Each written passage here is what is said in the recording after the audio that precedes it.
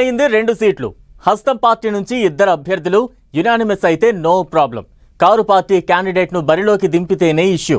అయితే గెలుపోటములను పక్కన పెట్టి ఇటు జంపింగ్ ఎమ్మెల్యేలను అటు ఎంఐఎం బీజేపీ తీరును ఎక్స్పోజ్ చేసేందుకు దీన్ని వాడుకుంటే ఎలా ఉంటుంది అన్న చర్చ గులాబీ దళంలో జోరుగా సాగుతోందట. సీటు దక్కేంత బలం లేకుండా రేసులో నిలిచేందుకు కారు పార్టీ ప్లాన్ చేస్తోందన్న ప్రచారం ఆసక్తికరంగా మారింది. బీఆర్ఎస్ రాజ్యసభ బరిలో నిలవడం ఖాయమా?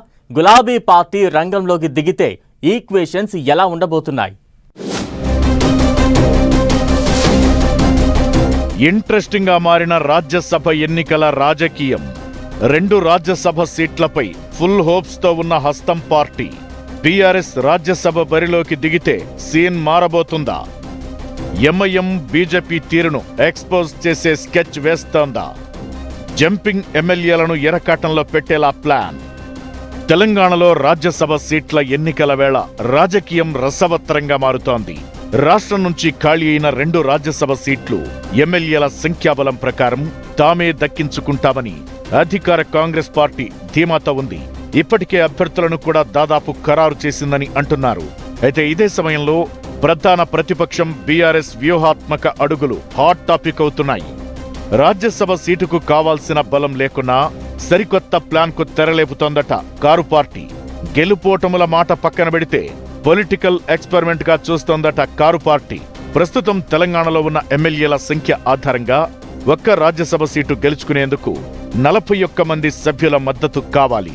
ఆ లెక్కన కాంగ్రెస్ కు సొంతంగా 82 మంది సభ్యులుంటేనే 2 సీట్లు గెలవడం సాధ్యం. అయితే ఆ పార్టీకి సొంతంగా అంత బలం లేకపోవడంతో పోటీ అంటూ జరిగితే ఎంఐఎం ఫిరాయింపు ఎమ్మెల్యేల మద్దతు అనివార్యమవుతుంది. ఒకవేళ 8 మంది బీజేపీ ఎమ్మెల్యేలు ఓటింగ్కు దూరంగా ఉంటే అప్పుడు ఒక్కో రాజ్యసభ సీటు గెలవాలంటే 38 ఓట్లు అవసరం కానున్నాయి. 2 రాజ్యసభ స్థానాలకు 76 మంది మద్దతు తెలపాల్సి ఉంటుంది. కాంగ్రెస్ కు 66 మంది ఎమ్మెల్యేలు ఉండగా 7 ఎంఐఎం ఎమ్మెల్యేలు ఒక సిపిఐ సభ్యునితో కలిపి 74 మంది అవుతారు.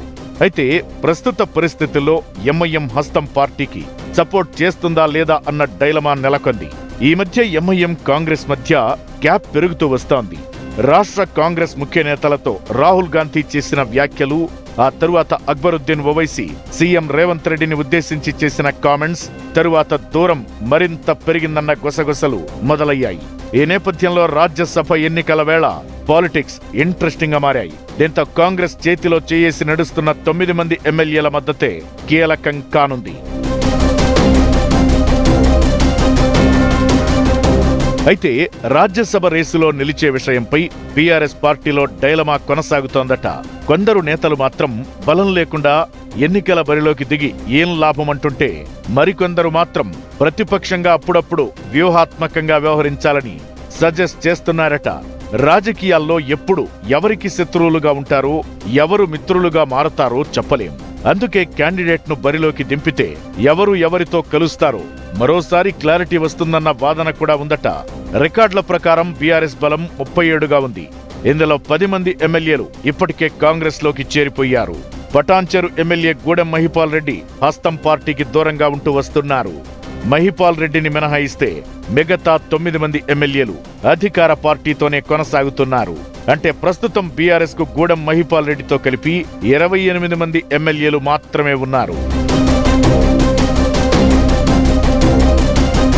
అయితే 28 మంది ఎమ్మెల్యేలున్న బీఆర్ఎస్ పార్టీ మైనారిటీ అభ్యర్థిని బరిలోకి దించే ఆలోచన చేస్తుందన్నది ఓ టాక్. మైనారిటీ క్యాండిడేట్ ను పెడితే ఎంఐఎం మద్దతు తెలుపుతుందా లేక కాంగ్రెస్ వెంట నడుస్తుందా అనేది క్లారిటీ రానుంది. ఇక మున్సిపల్ ఎన్నికల తరువాత బీజేపీలో కొత్త మొదలైంది. బీఆర్ఎస్ కాంగ్రెస్ తో కలిసి వైస్ చైర్మన్ పదవులను పంచుకోవడం, పలుచోట్ల ఎక్స్ అఫీషియో ఓట్లు అధికార ప్రధాన ప్రతిపక్షానికి వేయడంపై జాతీయ నాయకత్వం సీరియస్ గా ఉందని వార్తలొచ్చాయి. దీంతో రాజ్యసభ ఎన్నికల్లో ఆ పార్టీకి ఉన్న 8 మంది ఎమ్మెల్యేలు ఎవరికీ సపోర్ట్ చేయకుండా న్యూట్రల్ గా ఉండే అవకాశముంది. దీంతో తమకు బీజేపీకి ఎలాంటి సంబంధం లేదన్న క్లారిటీ కూడా ఇచ్చినట్లవుతుందన్నది బీఆర్ఎస్ వ్యూహంగా తెలుస్తోంది. ఇక జంపింగ్ ఎమ్మెల్యేలకు విప్ జారీ చేస్తే వారు ఎవరికి ఓటేస్తారో మరోసారి స్పష్టం కానుందని వాళ్లను కూడా ఇరకాటంలో పెట్టేలా ప్లాన్ చేస్తోందట బీఆర్ఎస్ పార్టీ. ఒకవేళ ఎంఐఎం సపోర్ట్ చేసినా బీఆర్ఎస్ గెలిచే అవకాశం లేదు. మరో 3 మద్దతు అవసరముంటుంది. అయితే పోటీకి దిగితే ఎలా ఉంటుందనే దానిపై బీఆర్ఎస్ పార్టీ చర్చోపచర్చలు జరుపుతోందట. గెలిచే ఛాన్స్ లేకపోయినా కారు పార్టీ స్ట్రాటజీ ఏంటన్నది మాత్రం తెలంగాణ పాలిటిక్స్ లో సస్పెన్స్ గా మారింది.